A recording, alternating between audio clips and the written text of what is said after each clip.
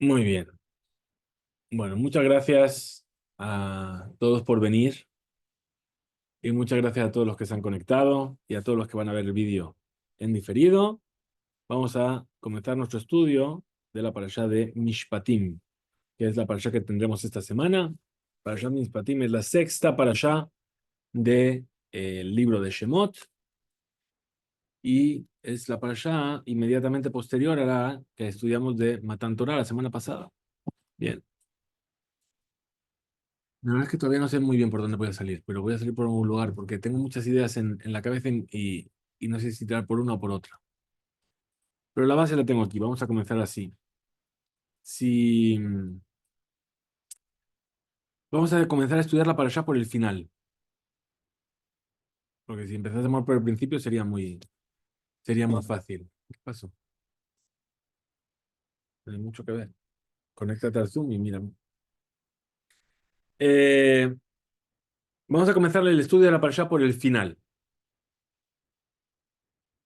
Si yo os preguntase, lo siento, es la primera pregunta. Si yo os diese un papel en blanco y os dijese, dibujadme cómo imagináis que fue la revelación del Sinai, ¿qué dibujaría la gente? Montaña, Una montaña. Uy, reinos, mucha gente abajo, sí, notas significa casi muchas voces. sí, ok, muy bien. Los truenos, los relámpagos, la montaña humeante, el pueblo abajo de la montaña, ¿verdad? Muy bien. Ahora, y es lo que la mayoría de las personas dibujarían, ¿no?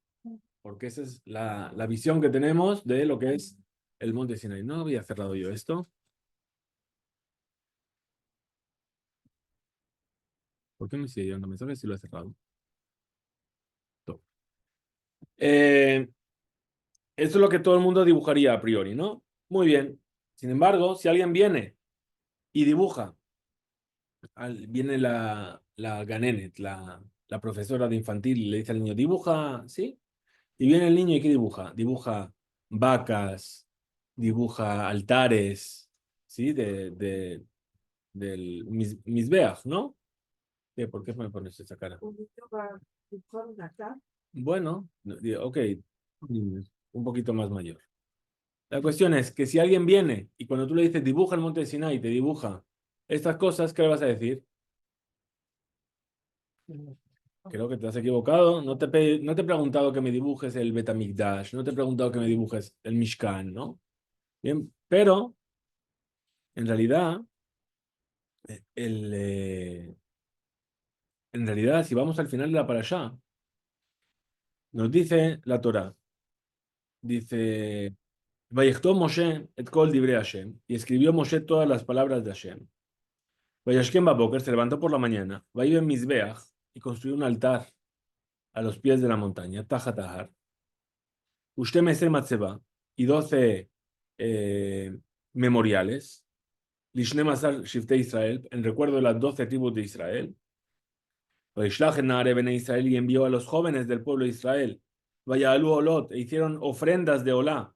Vaisbejuz de Bajim y sacrificaron sus sacrificios. Shelamim, la Hashem Parim, toros.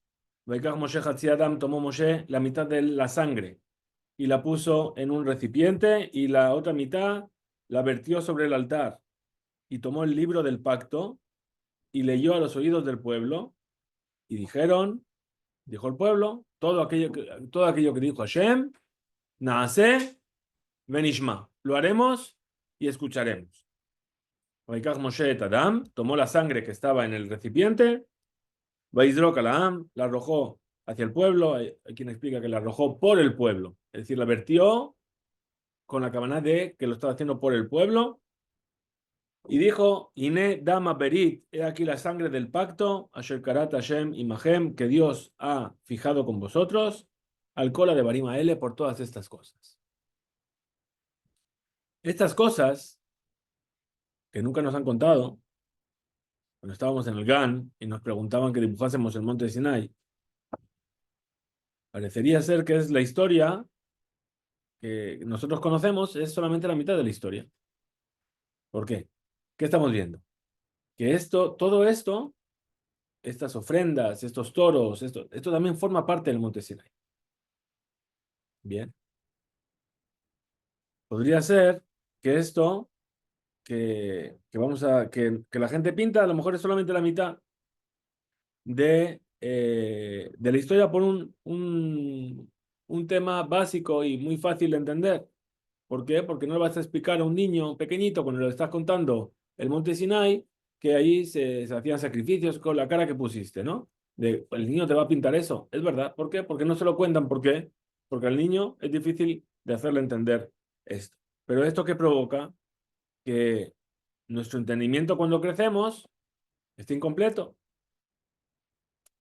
Muy bien. El Mahamad al Sinai, la revelación del Sinai, no es solamente el momento de la entrega de la Torah.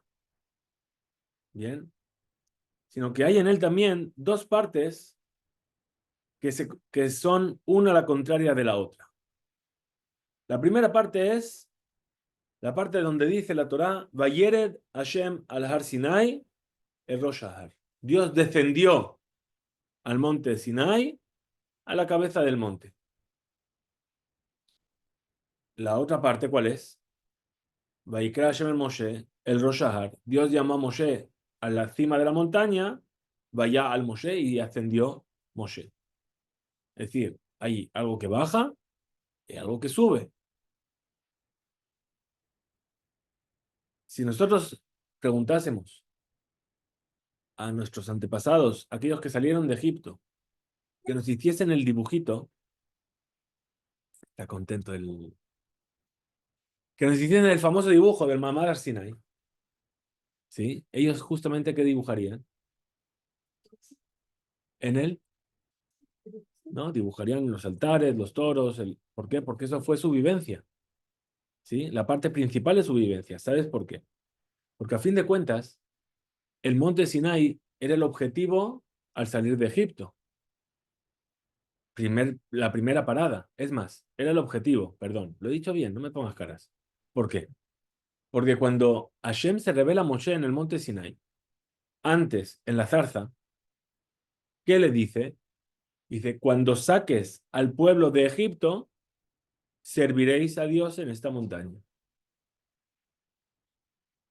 Después está la segunda parte, que es ir a la tierra prometida. Pero el mensaje inicial, ¿cuál es? Vas a salir de Egipto para venir aquí a servir a Dios. ¿Qué es servir a Dios? Escuchar el... No, servir a Dios, ¿qué es? La ofrenda, ¿sí? Tavdun, serviréis a Dios. ¿Bien? Es justamente la Akrif Korbanot, acercar ofrendas. Si tratamos de entenderlo más profundamente, la intención ¿cuál es? Que nosotros, Naabot Beatzmenu, vamos a servirlo nosotros mismos. No que todo va a venir de arriba por medio de la naturaleza o del mundo que se le da la vuelta. Es decir, Ta'abdun quiere decir que vais a hacer una acción para servir a Dios. No es que va a venir, Dios va a abrir los cielos y lo vas a ver y entonces vas a... ¿Sí? Eso no es servir a Dios, eso es que Dios te regala con una revelación. ¿Sí? Entonces, ¿qué es más lo que sería el monte de Sinai? ¿Vayere Hashem al Har Sinai o vaya al Moshe? ¿Que Dios descendió o que Moshe subió? ¿Por qué? Porque depende de nuestra acción. Muy bien. La respuesta es fundamental. Primero, ¿quién tiene la culpa de que no conozcamos toda la historia? Solamente conocemos la mitad de la historia. La montaña, el fuego, las nubes, ¿sí? ¿Quién tiene la culpa de eso? Nosotros mismos. ¿Qué es lo que dicen los niños cuando les dices, ¿de quién? Dicen, no, la culpa es del otro, ¿verdad? Entonces, ¿quién tiene la culpa? La Torá tiene la culpa. ¿Por qué tiene la culpa la Torá? Porque ¿dónde escribió todo esto? ¿Dónde escribió esto que acabamos de decir? Hemos dicho al final de Mishpatim, no en Yitro. ¿Sí? ¿Cuándo ocurrió esto? Según Rashi, esto es el 4 de Sivan. 4 de Sivan es 2 días antes de Shavuot. ¿Sí? 4 de Sivan es que ocurre todo esto. Y sin embargo la Torá lo movió de ahí, lo puso en la esquinita ahí, escóndete en un rinconcito. Y bien, si a alguien se le ocurre venir a preguntar, entonces a lo mejor va a encontrar la otra parte de la historia. Entonces, primero, la Torá es la que tiene la culpa porque nos escondió esta parte de la historia. Eh, Dice Imloya Mufalkan, Haklal, si no fuese que existe el principio que nos dice en Mukdamu Meujar Torah, que la Torah no tiene un orden cronológico estricto, entonces seguro que no estaríamos para nada al corriente de esta parte de la historia. Bien, Solamente sería una parte de la gente que no la conocería, porque los estudiosos sí, ¿no? No es oculto para ellos. no, pero muy bien, muy bien. ¿Por qué sabemos que es posible que esto que estamos contando, de que se hicieron ofrendas y que todo eso ocurrió antes de la revelación, a pesar de que está escrito después? Porque hay un principio que me permite mover. Pero si no hubiese ese principio que me dice que no hay un orden cronológico en la Torah, lo que está escrito después tuvo que ocurrir después. Entonces, ¿qué es serviréis a Dios en la montaña? Que Dios se revela. ¿Sí? No lo habríamos entendido, nos faltaría la mitad de la película. Gracias a que existe el principio de decir, las cosas se pueden mover según algunos criterios, claro está. ¿Sí? No me puedes ahora venir a decir que la creación del mundo fue posterior a la muerte de Moshe. Bien, pero dentro de unos ciertos criterios, yo puedo moverlo. Entonces, ¿qué digo? Ahora sí los estudiosos lo encuentran. ¿Sí? Y aún así nos sigue faltando a la mayoría la mitad de la historia. Bien, a lo mejor, para poder responder a la pregunta, tenemos que preguntar otra pregunta. ¿Acaso en realidad eh, Aim Bemet, Echmashu Yoter Matim, acaso hay algo más adecuado de apegar a la parashá de Yitro que realmente que nos habla de la manera maravillosa e impresionante en la cual recibimos la Torá? Bien, que todas las misbot y todos los detalles técnicos de la parashá de Mishpatim, o sea, pasamos de un momento en el que somos como ángeles y estamos escuchando, y sí, es totalmente espiritual, a venir a decirte, si tu toro corneó, tienes que pagar, y si rompiste esto, tienes que pagar, y si tienes que indemnizar el médico, el tal, y no sé qué. Es como bajarte a la realidad de repente de decirte, oye, ¿estabas ahí arriba, en la montaña? No, no, baja a la tierra porque te tienes que arreglar con esto. En realidad, Mau Bemet, ¿cuál es la historia entonces de estas dos partes de la entrega de la Torah, de la revelación de Sinai? Bajó Dios, subió Moshe. La Parsha de Yitro nos habla de un evento que fue one in a lifetime, una única vez en toda la historia. ¿Sí? Nunca más se repitió algo como lo que aconteció en el monte de Sinai en el año 2448.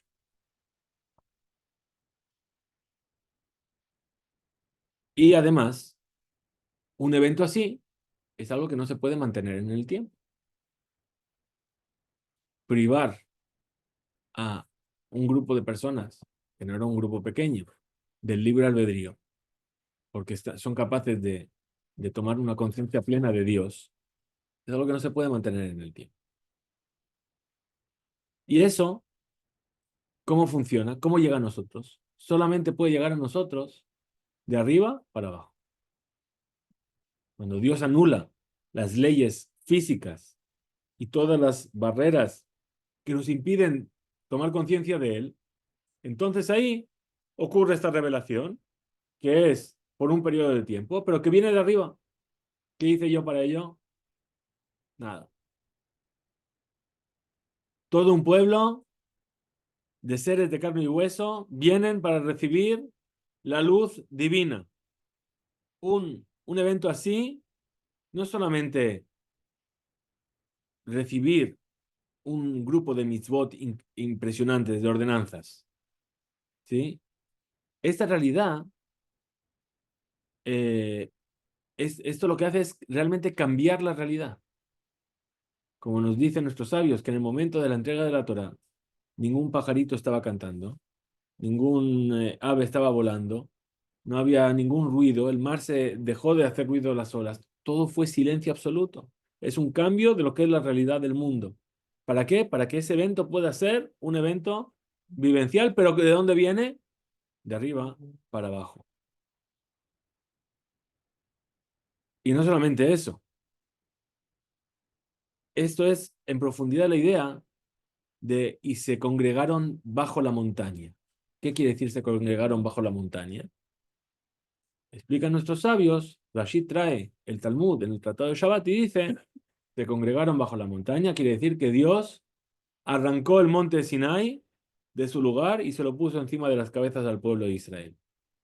Y les dijo, si aceptáis la Torá, está muy bien, y si no, ahí será vuestra sepultura, puf, suelto y se acabó. Se acabó todo. Vayit Yatzevu. Vayit Yatzevut Betachtitar. Para esta obligación, o sea, el ser forzados, por así decirlo, a recibir la Torá de esta manera, el Maharal de Plaga lo explica de una manera muy, muy interesante. Sí, en nuestra parashá justamente de Mishpatim se va a hablar de un caso que es un caso bastante eh, especial y complicado para nosotros para entender hoy en día. Habla del caso de el violador, ¿sí? Un hombre que viola a una joven, ¿bien? Y, y en caso de que ella después acepte, él tiene la obligación de casarse con ella y dice, y no podrá divorciarla nunca jamás, ¿sí? Y entonces dice el Maharal, dice, el hecho de que Hashem nos entregó la Torá de una forma que nos obligó a ella, nos forzó a ella, ¿para qué es? Para obligarse a él mismo, entre comillas, a que sea un onés, es como si nos estuviese forzando, y entonces nunca nos va a poder soltar, nunca nos va a poder abandonar. ¿Sí? Ok, es una buena manera, Najón, pero algo fuerte tenía que decir hoy. Pero esta kefía, este forzarnos, eh, es básicamente el concepto de la parashá de Yitro, porque eso ocurre en Yitro, ¿verdad? Muy bien. Es la revelación a Israel de Akadosh Baruj Hu y darnos cuenta que a partir de ese momento, en realidad desde siempre, Akadosh Baruj Hu y el pueblo de Israel son uno. Y esa relación que se crea es eterna. Un grupo de personas que vinieron de Egipto y revelaron que la Torá, que es infinita, penetra dentro de la naturaleza, penetra dentro de la realidad, ¿sí? Y penetra el corazón de piedra que yo tengo, ¿sí? Y casi podríamos decir que es un tipo de seguro a todo riesgo. Es decir, el Mamad al Sinai, la revelación en el Sinai. ¿Qué quiere decir? Que Hashem, de cierto modo, coge y nos hace un seguro. ¿Para qué? Para que esta relación entre Hashem y nosotros pueda existir y que no desaparezca. ¿Bien? Está dándole vueltas al... Pero porque si no, si hemos dicho que hace de Mishma, porque nos tiene que forzar. Ese es otro shiur. Ya, pero significa que hubo el pueblo tuvo no sé si es una especie de profecía, pero supieron contestar como los marajim contestar, sin que ya, o sea, que El estaba. pueblo tuvo 100% profecía en el monte Sinai, eso seguro. Bien. Entonces, Ahora, el Naaseh Ben Ishma, el Naaseh Ben Ishma, el haremos y escucharemos, hay hay varias formas de entenderlo. Bien. Imagínate que viene una persona y ¿qué hace? Te saca de una situación difícil, te alimenta, te cuida, te protege, te quita de encima a tus enemigos, ¿sí?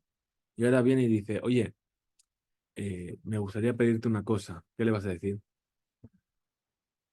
Y dice, por supuesto, dime qué, ¿sí? Primero le dices, por supuesto, lo voy a hacer.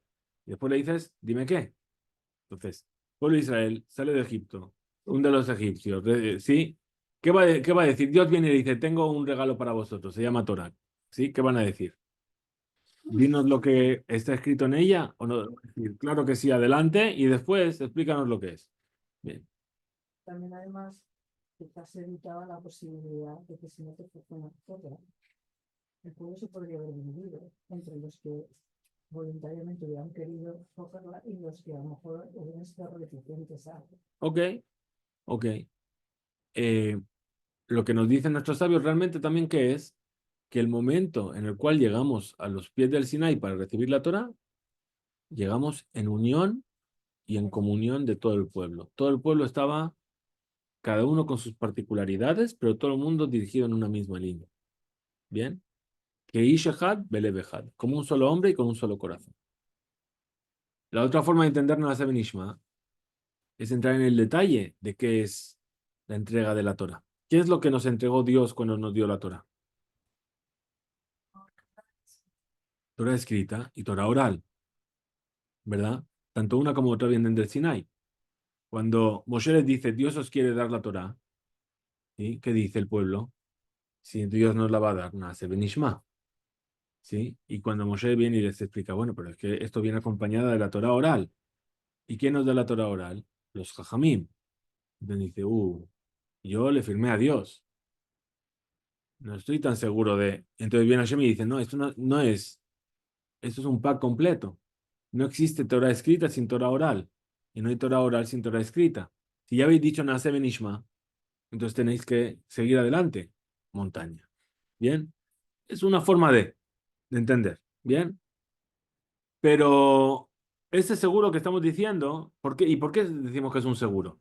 Porque en el momento en el que el pueblo de Israel le dicen a Seben Ishma, es necesario que se haga efectivo. ¿Por qué? Porque todo el mundo fue creado, ¿sí? Vayere vayboker yom hashishi. Fue la noche, fue la mañana, día el sexto. No dice yom shishi, dice el día sexto. Es decir, que todo el mundo, toda la creación quedó supeditada a un día sexto, que fue el sexto día del mes de Sivan, que es cuando Dios se reveló al pueblo de Israel. Es decir, que, ¿sabes qué? La creación tiene sentido si en ese día sexto el pueblo de Israel acepta la Torá y si no, se acabó el mundo. No tiene sentido. Dios estaba dispuesto a darle la vuelta al mundo y otra vez volver a empezar. Bien. Entonces, por eso es necesario esa kefía. Y por eso es un seguro la montaña. El seguro a todo riesgo, ¿verdad? Muy bien. Pero este seguro también tiene peligros, porque a veces me da el sentimiento que no importa tanto lo que yo voy a hacer. Yo ya estoy cubierto por Hashem, ¿sí? Yo ya pertenezco a este pueblo, ¿sí? Y el Am Israel Jai, y por lo tanto yo puedo equivocarme y hacer teshuvá cuando quiera, y de todas formas voy a ser eterno independientemente de cuáles sean mis acciones. ¿Por qué? Porque como yo firmé este pacto con Dios, que es un pacto eterno, y es el seguro de que Dios puso para que el mundo pueda seguir funcionando, entonces, ¿sabes qué? Que arda París y mañana veremos. Bien, por lo tanto, Una pregunta.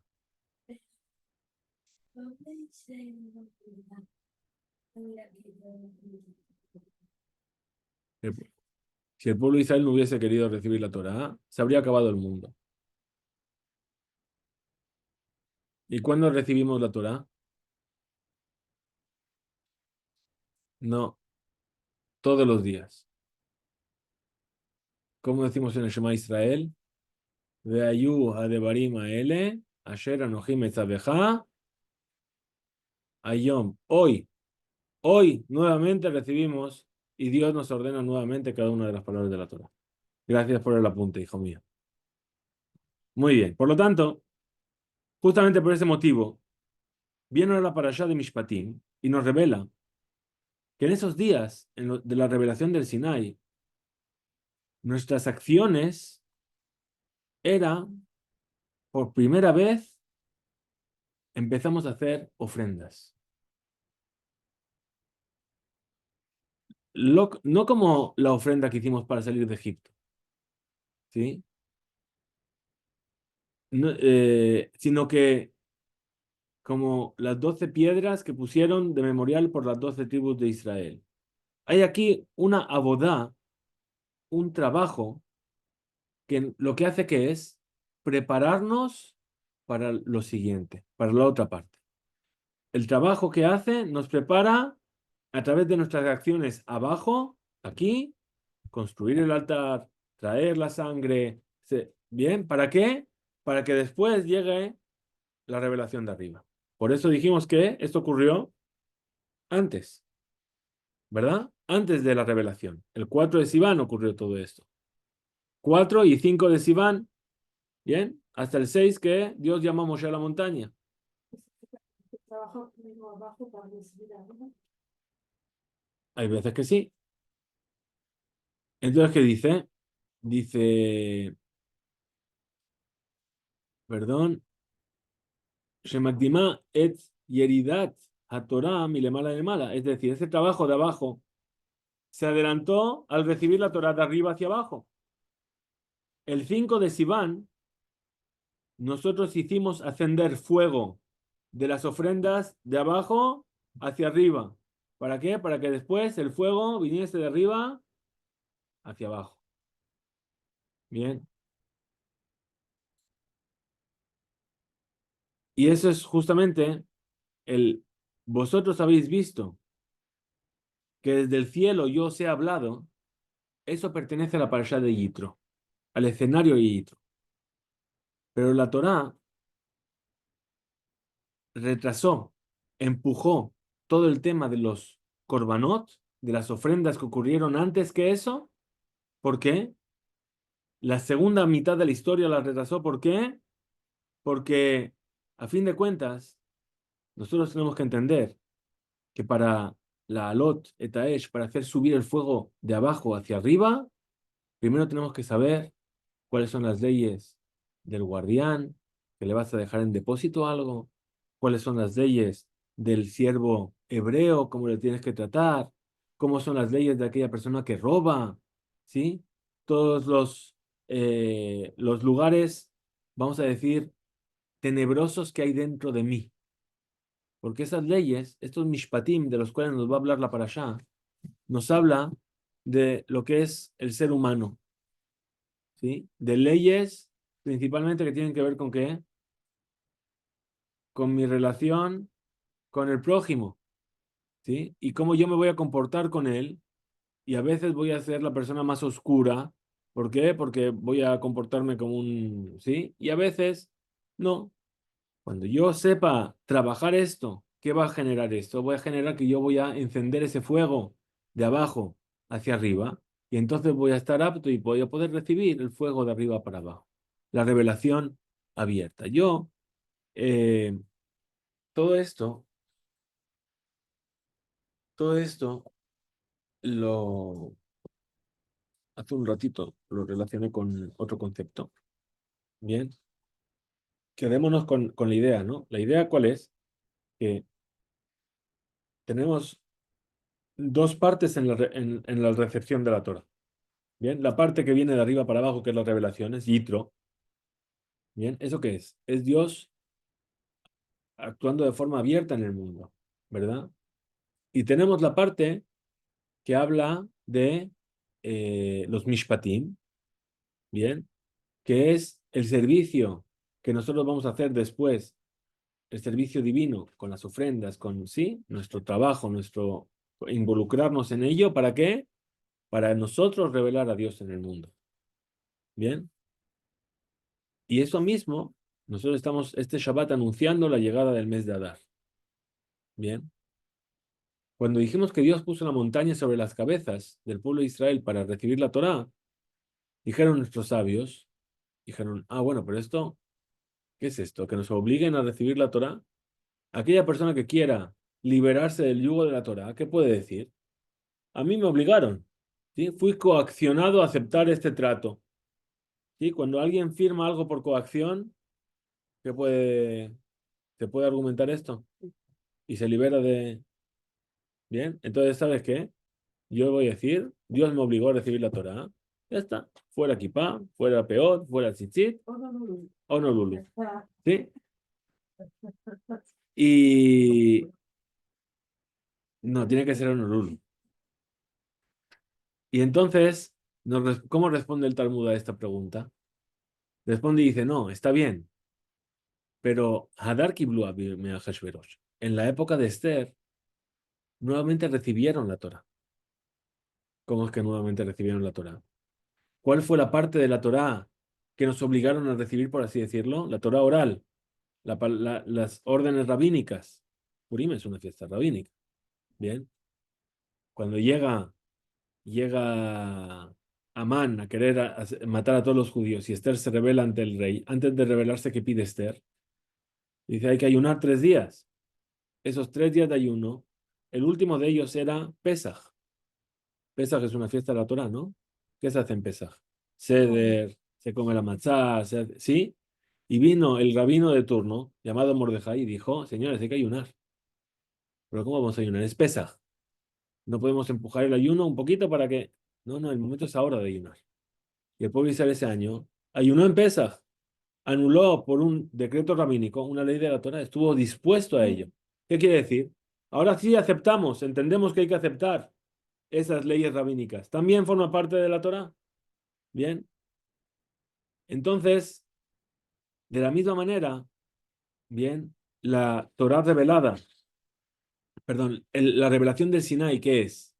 Es la Torá escrita, ¿por qué? Porque yo abro el libro y veo lo que está escrito y está a mis ojos, ¿sí? Pero todo lo que está detrás de las letras, que es la Torá oral, ¿qué es?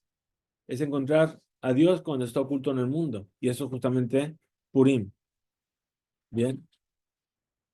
Entonces, ese es el vínculo, vamos a decir, ¿sí? Mishpatim, Yitro, perdón, nos habla de cómo Dios le da la vuelta al mundo de manera abierta para revelarse al pueblo de Israel. Pero antes de eso hubo un trabajo nuestro que fue todo lo que aparece en el final de Parashat Mishpatim, que es como nosotros tenemos que encontrar a Dios también en el mundo cuando está oculto, y eso se manifiesta en lo que es la Torah oral. Bien. Y para eso no es casualidad. Parashat Mishpatim da pie a los 3 tratados más largos del Talmud. ¿Dónde están? Baba Kama, Baba Metzia y Baba Batra. Todas las leyes de daños y perjuicios nacen en su mayoría de Parashat Mishpatim. Bien. Y Talmud es Torah oral. Bien. Tenía una idea más que se me fue, que tenía que ver con todo esto. Eh, y se me fue.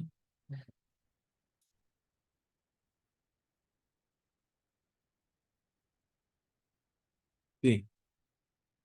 Entonces, otra vez, el vínculo. El vínculo con Purim. ¿Sí? ¿Qué es Purim? Purim es, dijimos, encontrar a Dios cuando está oculto. Y eso dijimos que era Mishpatim, Parashat Mishpatim. Y era todo lo que el pueblo israelí hizo, las ofrendas, bien, para traer del fuego de abajo que vaya hacia arriba, bien, de la misma manera en Purim, ¿qué hicimos nosotros? ¿Esperamos que el milagro llegase de arriba? No. ¿Qué le dijo Mordejai a Esther? Ahora es cuando tienes que actuar. Tenemos nosotros que hacer acciones para demostrar a Dios que somos meritorios de ese milagro, aunque se vaya a manifestar de manera oculta dentro de la naturaleza. Bien, ese es el... Pregunta. Bueno, no sé si es mucha pregunta, pero lo mispatín no es también, entiendo que es actuar nosotros, ¿no? Nosotros tenemos que actuar para que nos venga realmente de arriba, ¿no? Lo que viene, o sea, mishpatim son leyes, ¿sí? Leyes que quiere decir que son misbot en realidad, ¿sí? Sí, Entonces, mishpatim quiere decir que nosotros tenemos que actuar, ¿qué quiere decir? Que tenemos que tener un código de conducta, que son estas mishpatim, para que cuando nosotros actuemos según estas leyes, según estas mitzvot, entonces hemos preparado, como decimos, ese altar que nosotros prendimos el fuego de abajo para que se suba para arriba y así cerca, meritorios, por así decirlo, de recibir el fuego de pero arriba. esa interpretación es un poco como es individualista, ¿no? En el sentido de que es una actuación individual de uno. Pero yo lo concibo también como algo en conjunto, porque son leyes para convivir todos. O sea, es una actuación individual porque me exige a mí que yo tengo que hacer algo y es bueno para mí y para el conjunto, pero también es una actuación en conjunto, ¿no? Seguro, seguro. Cada uno es responsable a nivel individual de sus acciones, de su abodá que estamos diciendo, ¿sí? Pero también a nivel de pueblo, con Israel, Arabim de las Pero también esto fue muy necesario para que el pueblo se organizara realmente y quizá poder ir al siguiente objetivo, ¿no? dice el establecer Es leyes, esta. claro.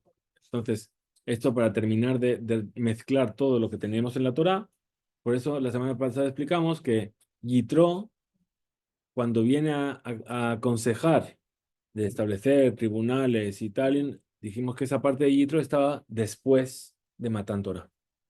¿Sí? Entonces tenemos una parte antes de Matan Torah en Yitro, que debería estar después de Mishpatim, y una parte al final de Mishpatim que debería estar en Yitro. ¿Sí? Es verdad.